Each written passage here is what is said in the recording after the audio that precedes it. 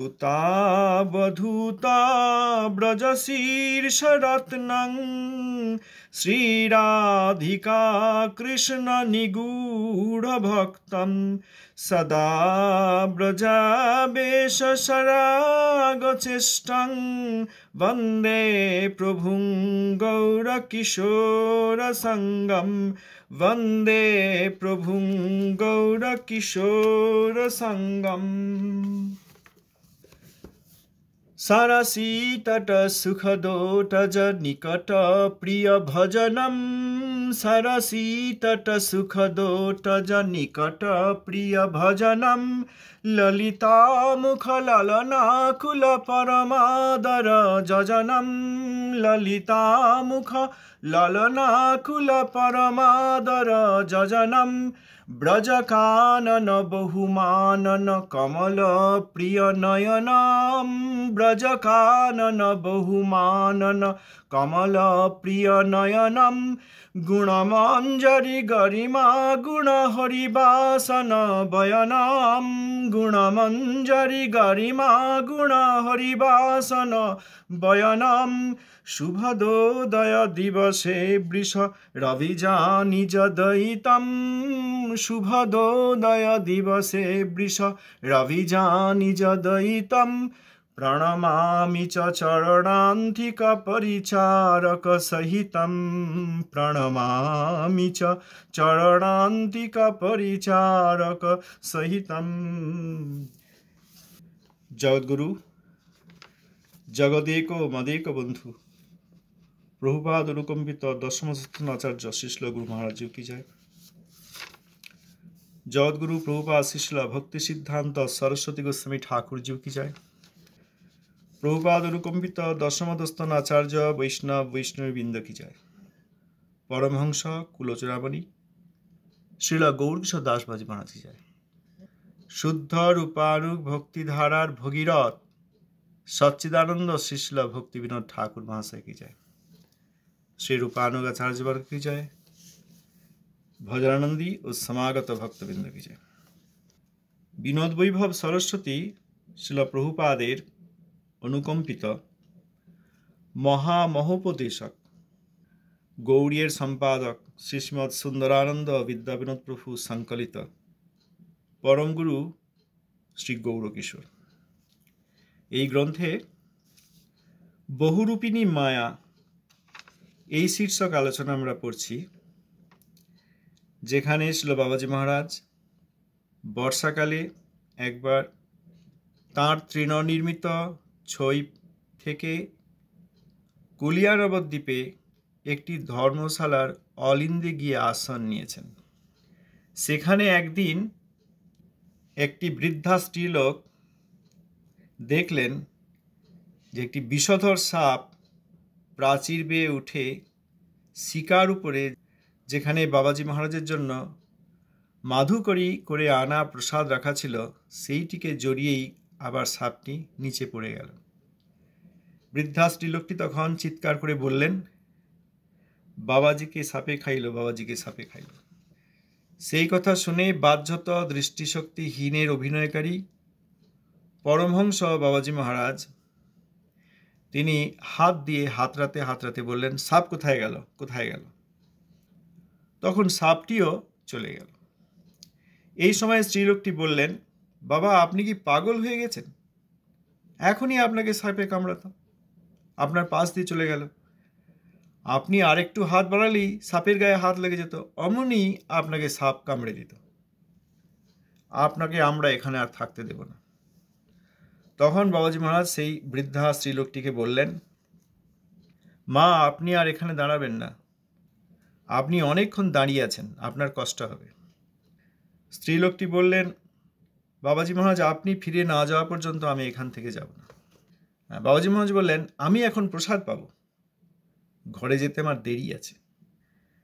স্ত্রীলোকটি উত্তরে বললেন, আপনি ওই প্রসাদ পেতে পারবেন না, ওখান দিয়ে সাপ গেছে, হয়তো মুখ দিয়েছে, তাহলে ওইটি বিষাক্ত প্রসাদ হয়ে গেছে, এইটি পেলে আপনি আর বাঁচবেন না, আমি এখনই প্রসাদ এনে দিচ্ছি।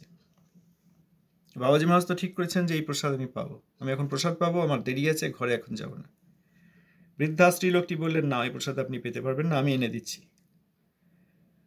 তখন বাবাজি মহারাজ বললেন, আমি ঠাকুর বাড়ির প্রসাদ পাই না। মাধুকরী ভিক্ষার প্রসাদ ব্যতীত বিষয়ীর অন্নাদি আমি গ্রহণ করি না। অর্থাৎ ঠাকুর বাড়িতে বিষয়ীর অন্ন হয়, অনেক লোক দিয়ে যায়, বিষয়ী লোক বিভিন্ন মনস্কামনা নিয়ে, তাদের মধ্যে শুদ্ধ ভক্তি নেই, তারা প্রকৃত বৈষ্ণবের প্রতি তাদের রতি নেই, তারা বৈষ্ণব অবৈষ্ণব চেনেন না, অর্থাৎ বৈষ্ণব সিদ্ধান্ত জ্ঞান নেই। এইসব লোকেরা এইসব চাল ডাল তরি তরকারি পয়সা আদি দিয়ে যায়, এবং যারা ভোগ দেয় তাদেরও সেই রকম অবস্থা। আমি ঠাকুর বাড়ির প্রসাদ পাই না, বিষয়ীর অন্নাদি আমি কিছুই গ্রহণ করি না, মাধুকরীতে যা পাওয়া যায় সেইটুকু পাই। তখন সেই বৃদ্ধা স্ত্রীলোকটি বললেন, বাবাজি মহারাজের কাছে এক সেবক ছিল, তাকে বললেন, আপনি বাবাজি মহারাজের জন্য 2টি অন্ন পাক করে দিন। বাবাজি মহারাজ বললেন, মা, আপনি এখান থেকে না গেলে আমি কোনো কথাই শুনব না। তখন স্ত্রীলোকটি বাধ্য হয়ে চলে গেলেন, কারণ তিনি যতক্ষণ থাকবেন বাবাজি মহারাজ কোনো কথা শুনবেন না। অর্থাৎ তিনি এখানে থাকুন, বাবাজি মহারাজ সেটা চাইছেন না। এত প্রীতি, এত সম্মান করছেন, স্নেহ করছেন, বাবাজি মহারাজও মা বলছেন, বৃদ্ধা স্ত্রীলোক, কিন্তু বাবাজি মহারাজের ভাবনা মাতৃস্নেহের ভাবে মায়া আমাকে গ্রাস করতে আসছে। ওই জন্য বলে দিলেন, আপনি এখান থেকে না গেলে আমি কোনো কথাই শুনব না। স্ত্রীলোকটি চলে গেল। কিছুক্ষণ পর বাবাজি মহারাজ নিশ্চিত করলেন, সেখানে যে সেবক ছিলেন তাকে জিজ্ঞেস করলেন, মা গিয়েছেন কি? সম্মান করেন, মা গিয়েছেন কি? কিন্তু এমন কিছু এবার কথা বলতে যাচ্ছেন যেটি তার সামনে বলে তাকে কষ্ট দিতে চান না। অতএব নিশ্চিত করলেন, মা গিয়েছেন কি? সেবক বলল যে হ্যাঁ। সেবক যখন জানালো যে স্ত্রীলোকটি চলে গেছেন, তখন বাবাজি মহারাজ বলতে লাগলেন, মায়ার কাজ দেখলে? দেখো, মায়া সহানুভূতির ছল করিয়া কিরূপে ধীরে ধীরে প্রবেশ করতে চায়। সহানুভূতি, আহা! বাহ্যত দৃষ্টিশক্তিহীন এই ধর্মশালার অলিন্দে আসন নিয়েছেন, আশ্রয় নিয়েছেন লেখেননি কিন্তু, বাবাজি মহারাজের কৃষ্ণ আশ্রয়।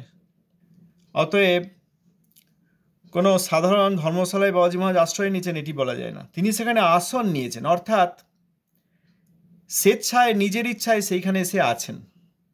তো এই রকম স্নেহ করছেন, এই স্নেহের দ্বারা, সহানুভূতির দ্বারা। তারপর এটা সাপে কামড়াতো, আপনার এখানে থাকা হবে না, এটি নিরাপদ জায়গা নয়, ওই প্রসাদ আপনি পেতে পারবেন না, হয়তো সাপে মুখ দিয়েছে, বিষাক্ত হয়ে গিয়েছে, ওই প্রসাদ পেলে আপনার মৃত্যু হতে পারে।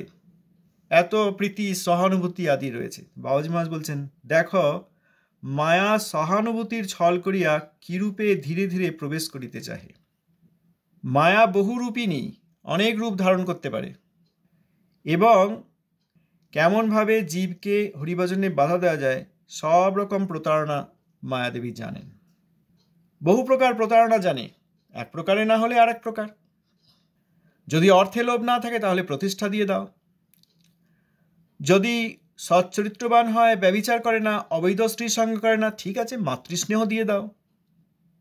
এই রকম বহু প্রকারের প্রতারণা জানে, জীবকে হরিভজন করিতে দেয় না। মায়াদেবী জীবকে হরিভজন করতে দেন না। কেউ কেউ ভাববেন মায়াদেবী তো কৃষ্ণেরই শক্তি, বহিরঙ্গা শক্তি, কিন্তু কৃষ্ণেরই শক্তি, তাহলে জীব যদি হরিসেবা করতে চায় মায়াদেবী করতে দেবেন না কেন? কারণ জীব যে অনেক দিন ধরে ভোগ প্রবৃত্তি নিয়ে ভোগ প্রবণ হয়ে নিজেকে ভোগী সাজিয়ে ভোগ করে যাচ্ছে, এখন পরীক্ষা তো তিনি নেবেন সত্যি এখন কৃষ্ণের অনুরাগ হয়েছে কিনা। কারণ খুব যোগ্য ব্যক্তি, খুব যোগ্য আত্মা ছাড়া তো আর বৈকুণ্ঠে যেতে পারবেন না, বিরজা ব্রহ্মলোক ভেদ করতে পারবেন না। এই পরীক্ষাটি মায়াদেবী নেবেন। সব রকম পরীক্ষায় যখন উত্তীর্ণ হবেন, যখন আর এই আমি আমার এবং ভোগ বুদ্ধি, আমি আমার বুদ্ধি এবং ভোগ বুদ্ধি, নিজেকে ভোগী বুদ্ধি, সব ব্যক্তি এবং বস্তু আমার ভোগ্য, এই বুদ্ধি সম্পূর্ণরূপে না যাবে, শুধু তাই নয়, তারপর সামগ্রিকভাবে শ্রীহরির সেবার জন্য উৎকণ্ঠিত না হবে, ততক্ষণ জীবের এই ব্রহ্মাণ্ড থেকে সদ্গতি নাই, বৈকুণ্ঠের তীরে যেতে পারবেন না। অতএব মায়া জীবকে হরিভজন করতে দেবে না, এই কথা লিখেছেন। প্রকৃত অর্থেই হরিভজন করতে চাইলে তখন মায়াদেবী কৃপাপূর্বক তাকে আবার অন্তরঙ্গা শক্তির হাতে দিয়ে দেবেন। ততক্ষণ পর্যন্ত পরীক্ষা নেবেন, কত আগ্রহ তোমার দেখি, কত উৎকণ্ঠা দেখি, এই পরীক্ষা তো মায়াদেবী নেবেনই। বাবাজি মহারাজ বললেন, মায়া কত মায়া দেখাইয়া বলিতেছে, ঘরে যাইও না, সাপে খাইবে, সাপে খাওয়া প্রসাদ পাইও না, মারা যাইবে। এইসব ছল করছে মায়া। তারপর বাবাজি মহারাজ বললেন, আমি তো এখন মরিতে পারিলে বাঁচি, কৃষ্ণভজন হইল না, এই দেহ বাঁচাইয়া কি হইবে? কৃষ্ণভজনই একমাত্র উদ্দেশ্য। মানব দেহ ধারণ করে কৃষ্ণ সেবার অনুশীলন করা যায়। কৃষ্ণ সেবা অনুশীলন সাধুগণের আনুগত্যে বিশেষ অনুগত হয়ে, পূর্ব মহাবৈষ্ণবগণের বিশেষ অনুগত হয়ে হরিভজন করা যায়। সেইটি যদি না হয় তাহলে দেহ ধারণের কি প্রয়োজন? আর বেঁচে থেকেই বা কি হবে? শ্রীল প্রভুপাদের উপদেশামৃতে একটি প্রশ্নোত্তরে আছে, সেখানে প্রশ্ন আছে এরকম যে অনেক দিন বেঁচে থাকা কি ভালো? প্রভুপাদ বলেছেন, যদি হরিভজন না হয় তাহলে দীর্ঘদিন জগতে বেঁচে থাকার কোনো উদ্দেশ্য নাই। হরিভজনই একমাত্র উদ্দেশ্য। তাই যদি না হয় তাহলে আর দেহ ধারণ করার কি লাভ? দেহ ধারণ করে কি করব? বাবাজি মহারাজ এখানে বলছেন, আমি তখন মরতে পারলেই বাঁচি, কারণ কৃষ্ণভজন হলো না। এই দেহকে বাঁচিয়ে রেখে কি হবে? এই দেহ বাঁচাইয়া কি হইবে? এই দেহকে বাঁচিয়ে কি হবে? এই বলে বাবাজি মহারাজ এই গানটি গাইলেন। ছিল নরোত্তম দাস ঠাকুর মহাশয়ের কীর্তন। গোড়া পহু না ভজিয়া মইনু, প্রেম রতন ধন হেলায় হারাইনু, অধনে যতন করি ধন ত্যাগিনু, আপন করম দোষে আপনি ডুবিনু, সৎসঙ্গ ছাড়ি কইনু অসতে বিলাস, তে কারণে লাগিল যে কর্মবন্ধ ফাঁস, বিষম বিষয়ে বিষ সতত খাইনু, গৌর কীর্তন রসে মগন না হইনু, কেন বা আছয়ে প্রাণ কি সুখ লাগিয়া, নরোত্তমের দাস কেন না গেল মরিয়া। গৌর সুন্দরকে ভজন না করে মরলাম, অর্থাৎ শরীর ধারণ করে থেকেও উদ্দেশ্য সফল হল না। উদ্দেশ্য সফল না হলে সেটি মৃত্যুরই সমান। বেঁচে থাকা হলো, শরীর ধারণ করে হলো, এই শরীর নিয়ে গৌর সেবা অনুশীলন হলো না, গৌর ভক্তের দাসত্ব করলাম না, তাহলে মৃত্যুরই সামিল। জীবিত থাকার কোনো উদ্দেশ্য নাই। অসফল জীবন মৃত্যুরই সামিল। এই জন্য বললেন নরোত্তম দাস ঠাকুর মহাশয়, তাঁর কীর্তন বাবাজি মহারাজ গাইছেন। প্রেম রতন ধন, অর্থাৎ এই ব্রজের প্রেম হেলায় হারায়নু, এক জন্মেই পেতে পারতাম। বদ্ধ জীব যা বৈ শ্রিয়ার্চিতম অজাদিভি রাপ্ত কামৈর যোগেশ্বরৈরপি যদাত্মনি। স্বয়ং শ্রী উদ্ধব মহারাজ বললেন, যা আমরা, স্বয়ং লক্ষ্মী দেবী, ব্রহ্মাজি এবং বিভিন্ন প্রকারের যারা আপ্তকাম, যাদের আর কোনো প্রকার কামনা বাসনা নেই, যোগেশ্বরগণের মধ্যে শ্রেষ্ঠ, সাধারণ যোগী নন, যোগেশ্বরগণের মধ্যে শ্রেষ্ঠ ব্রহ্মা শিবাদি যে প্রেম প্রাপ্ত হন না। কিন্তু গৌর সুন্দর সেই বস্তু দিতে এসেছেন যেটি ব্রহ্মা শিবাদি যোগেশ্বরগণ প্রাপ্ত হন না, স্বয়ং লক্ষ্মী দেবী প্রাপ্ত হন না। সেই জিনিসটি, সেই প্রেম, উন্নত উজ্জ্বল রস গৌর সুন্দর দিতে এসছেন, নিজে আস্বাদন করতে এসছেন। যে আমি কেমন, শ্রীমতী রাধিকার প্রেম কেমন, আর আমাকে ভালোবেসে রাধিকার কী ভাব উৎপন্ন হয়, যেটি কৃষ্ণরূপেও তিনি আস্বাদন করতে পারেননি, এই জন্য রাধারানীর ভাব এবং কান্তি নিয়ে এসছেন। সেই গৌরসুন্দর সেই সময় বিপ্রলম্বভাবে বিভাবিত হয়ে বহুদিনের বিরহে বিরহকাতর আমাদের মতো বদ্ধ জীবকে সেই বস্তু দিতে এসছেন। সুতরাং সেই প্রেম রতন ধন হেলায় হারালাম, এক জন্মেই সেইটা আমাদের মতো বদ্ধ জীব, যারা অংশকলা কারণোদকশায়ী বিষ্ণুর, মহাবিষ্ণু, কারণোদকশায়ী বিষ্ণুর অংশাংশ জীবাত্মা আমরা পেতে পারতাম। যে ধন অধন যেগুলি টেম্পোরারি এই জগতের, সেইগুলোর জন্য যত্ন করলাম, অর্থ প্রতিষ্ঠা ইত্যাদি। অর্থ যা কিছু সংগ্রহ হয়েছে, ধন সম্পত্তি, এই শরীর ত্যাগের সঙ্গে সঙ্গে সব চলে যাবে। আগের জন্মেও আমি কিছু ছিলাম, কিছু অর্থাদি সংগ্রহ হয়েছে, কিছু প্রতিপত্তি সংগ্রহ হয়েছে, এখন আর তাতে আমার হাত দেওয়ার উপায় নেই, জানিই না কোথায় আছে। আর কেউ যদি দিব্য দৃষ্টি নিয়ে জানিয়েও দেন, সে তারা আমাকে এখন আর দিতে আসছে না। এই জন্মে এখন যা কিছু দিয়েছেন সেইগুলোকে নিয়ে আমরা অহংকার করছি। মৃত্যুর পর যদি কেউ নিয়ে এসে দেয় বর্তমান পরিবারকে যে এই তোমার পরিবারের সদস্য ছিলেন, এই সব কিছু তিনি করেছেন, তবুও তখন তাঁরা আমাদেরকে আর স্বীকার করবেন না। এই অধন অর্থ এবং প্রতিষ্ঠাা, ইন্দ্রিয়ের সুখ, অর্থ আর প্রতিষ্ঠা, কনক কামিনী আর প্রতিষ্ঠা, এর জন্য প্রতিষ্ঠা নিয়েই বা কোথায় রাখবো? মাথায় গুজে রাখবো? মৃত্যুর সঙ্গে সাথে মাথাটাও জ্বলে যাবে। সেই প্রতিষ্ঠাকে নিয়ে পরের জন্মে আবার নিয়ে যাওয়া যাবে? অ্যাকাউন্টে রেখে দেওয়া যাবে? সেভ করে? করা যাবে না। অতএব অধনে যত্ন করলাম, এই কনক কামিনী প্রতিষ্ঠা, ইন্দ্রিয়ের সুখ, অর্থ আর প্রতিষ্ঠা, এইগুলির জন্যই যত্ন করলাম, প্রকৃত ধন অর্থাৎ কৃষ্ণ প্রেম পরিত্যাগ করে। এই কথা বলেছেন। আর নিজেরই করম দোষ, এখানে কাউকে দোষ দেওয়ার উপায় নেই, পরিবারের কাউকে দোষ দেওয়ার উপায় নেই, দেবদেবীদের দোষ দেওয়ার উপায় নেই, সময়ের দোষ দেওয়ার উপায় নেই, কারোর ভগবানকেও দোষ দেওয়ার উপায় নেই। কারণ ভগবান আমাদের স্বতন্ত্রতা দিয়েছেন। ভগবান চান যে নিজেই স্বতন্ত্রতার সুব্যবহার করে আমরা নিজেরাই ভগবানের সেবার জন্য উৎকণ্ঠিত হই। ওই জন্য কারোর দোষ নেই, আমার দোষ। সৎসঙ্গ, শুদ্ধ সাধুর সঙ্গ পরিত্যাগ করে অসতে বিলাস করলাম। যত অসৎ বলতে এই ইন্দ্রিয় সুখকামী তাদের সঙ্গ করছি, সেখান থেকে যদি সরে আসি তো মায়াবাদী, সহজিয়া, বৃদ্ধ বৈষ্ণব, বৈষ্ণব রূপ, বৈষ্ণব সাজা কিন্তু বৈষ্ণব রূপ, এইরকম ব্যক্তিদের সঙ্গ করছি। শুদ্ধ সাধু কে, সেইটা জানার প্রচেষ্টাই করলাম না, কারণ আমরা খুব অলস, সামনে যা পেয়েছি তাকেই স্বীকার করে নিয়েছি। একজন এইসব কথা বলছিলেন যে আমার খুব ভালো লাগে, কৃষ্ণ কথা খুব ভালো লাগে। কার ভালো লাগে? আমাদের দুটো ভালো লাগা আছে, দুটো হৃদয় আছে। ভালো কোনটা দিয়ে লাগে? হৃদয় দিয়ে লাগে। একটা ভালো লাগার হৃদয় হচ্ছে এই সূক্ষ্ম শরীর, মন, বুদ্ধি, অহংকার, সেই মনের ভালো লাগা। মনের তো অনেক কিছুই ভালো লাগে, মনের তো ইন্দ্রিয় ভোগও ভালো লাগে, প্রতিষ্ঠাও ভালো লাগে, আবার সেই মনেরই কৃষ্ণ ভজনও ভালো লাগে। এটা কি সম্ভব? যে মনের ইন্দ্রিয় ভোগ ভালো লাগে, রসগোল্লা খেতে ভালো লাগে, বিভিন্ন প্রকার ইন্দ্রিয়ের ভোগ ভালো লাগে, যে মনের প্রতিষ্ঠা ভালো লাগে, সেই মনেরই আবার কখনো কখনো কৃষ্ণ কথা ভালো লাগে। এটা কি সম্ভব? অতএব এই ভালো লাগাটির কোনো গুরুত্বই নেই, এই আমার ভালো লাগে এর কোনো গুরুত্ব নেই। আবার আত্মার একটি হৃদয় আছে, সেইটি এই বদ্ধ দশায় মলিনতার জন্য আবৃত হয়ে আছে। এই জন্য শ্রীমন মহাপ্রভু প্রথমেই বললেন চেতো দর্পণ মার্জন। সেই চিত্ত দর্পণের মার্জন হলে আত্মার হৃদয় তখন স্বাভাবিকভাবেই কৃষ্ণের প্রতি আকর্ষিত হবে। সুতরাং ভালো লাগাটা এই সূক্ষ্ম শরীরের মনের ভালো লাগা, না অনর্থ নিবৃত্তি হয়ে যাওয়া মুক্ত জীবের আত্মার হৃদয়ের ভালো লাগা, এর মধ্যে পার্থক্য আছে। মাছ জলের মধ্যে সবই খেতে চায়, সব খেতে চায়, অন্য মাছকে খায়, শ্যাওলা খায়, অন্য ছোট ছোট কীট পতঙ্গ, জলজ প্রাণী কীট পতঙ্গ থাকে তাদেরকে খায়।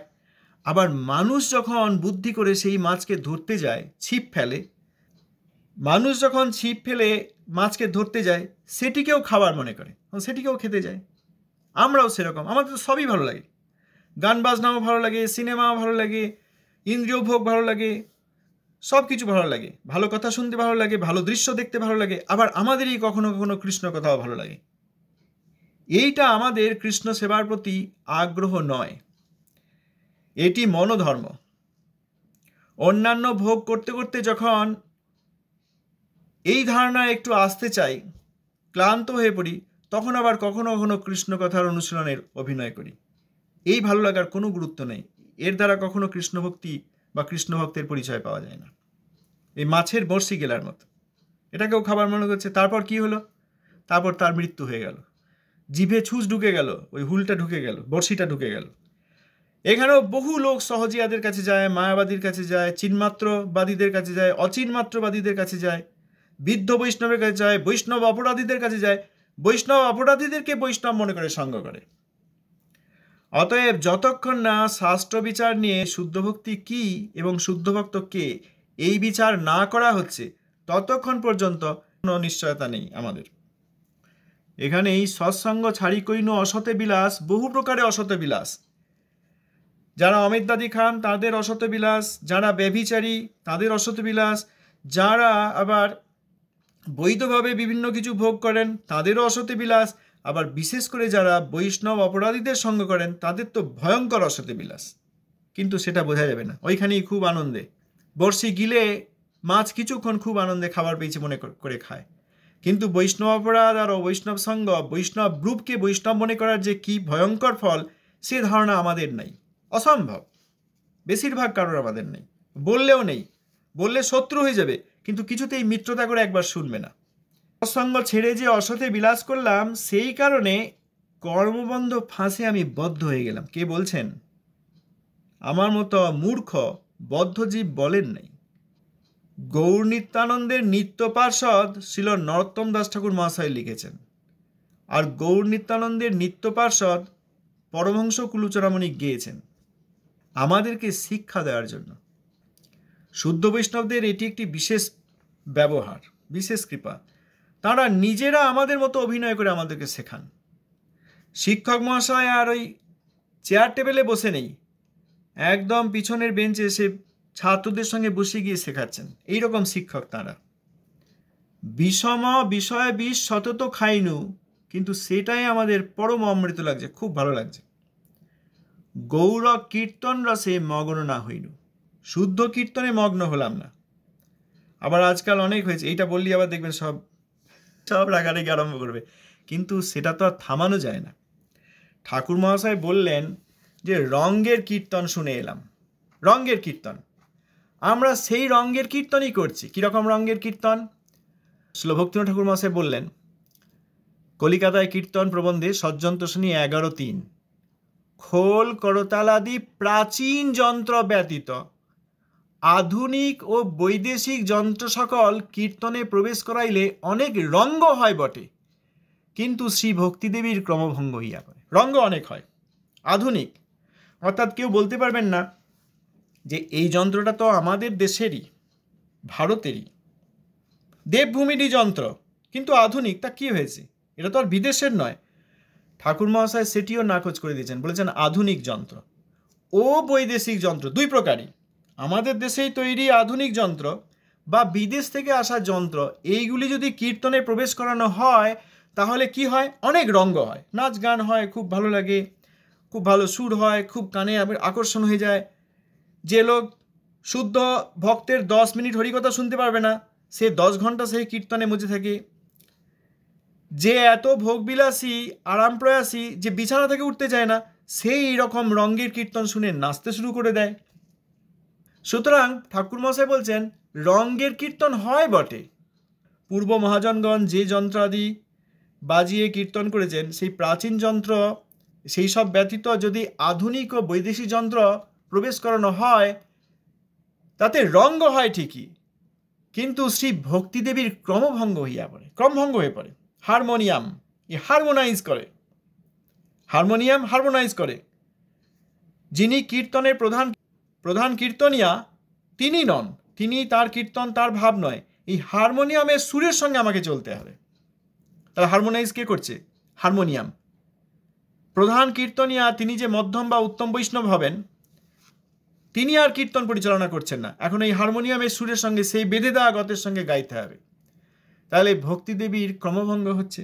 অন্যান্য গান, অন্যান্য বাজনা, আধুনিক এবং বৈদেশিক বাজনা আমাদের কানকে আকর্ষণ করছে, কীর্তনে আকর্ষণ নয়।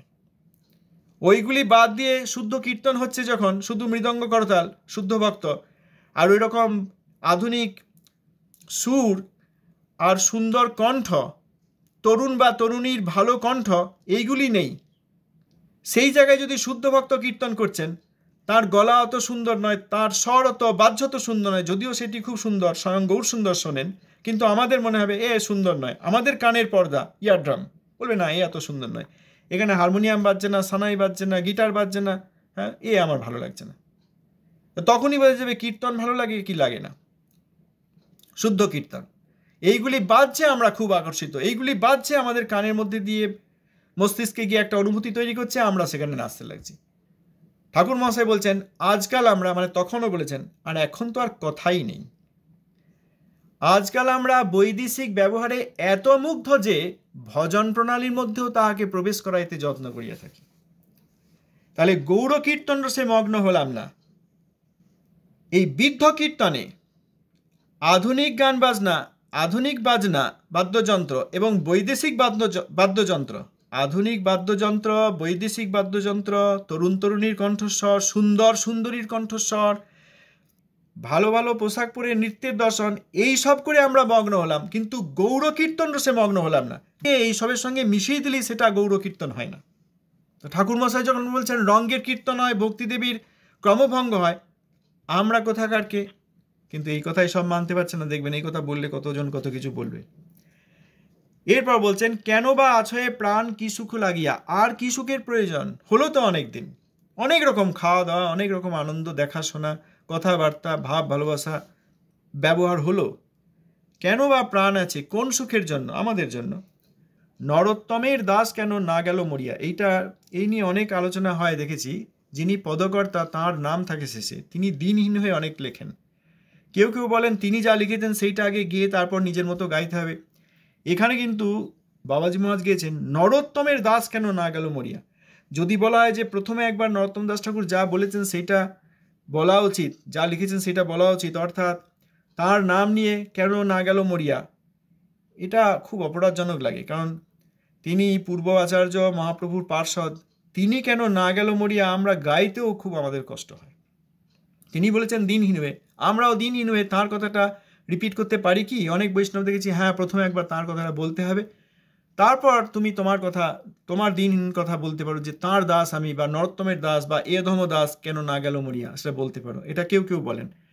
এখানে কিন্তু দেখা যাচ্ছে বলছেন নরোত্তমের দাস কেন না গেল মরিয়া। নরোত্তমের দাস অর্থাৎ আমি তাঁর দাস অভিমান করছি, তাঁর দাস হয়ে এই প্রার্থনা করছি, অতএব আমি কেন মরে গেলাম না।